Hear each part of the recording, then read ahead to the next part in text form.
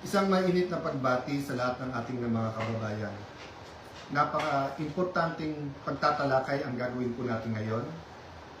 Hiningi po na makinig po tayong lahat, mga kababayan sa Luzon, Visayas, Mindanao, lalong-lalo po ang ating mga OFW. Umpisahan ko po na kahit gaano kabigat ng problema, tayo'y parating magpapasalamat sa Panginoon. God is sovereign, He is in control. Man creates the crisis, but God gives the solution. The last few weeks, there was a man-made crisis by the minority in cooperation with some people in the administration, by them trying to undermine the leadership of the Senate at pinapalabas na magulo ang Senado. Pero mas mabigat po ang usapin natin ngayon. Bakit po?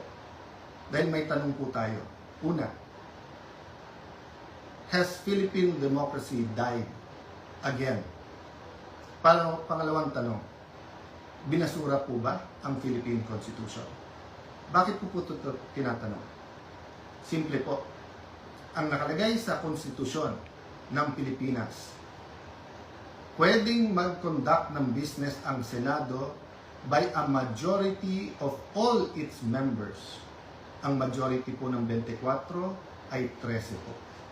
13 po ang numero. Yung sinasabi po nilang kaso, yung po ay ibang-iba. Nag-adjourn po kami nung nag-walk out sila. So that means they have to call the roll at kailangan 13. Yung binabanggit nilang kaso po, inahamon ko lahat ng abogado.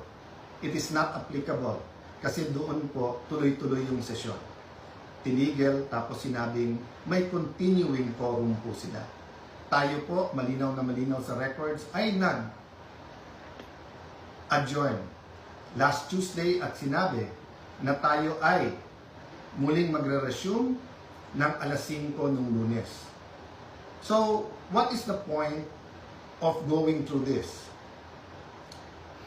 The question we have to ask ourselves is that, is the Constitution but a piece of paper to this administration?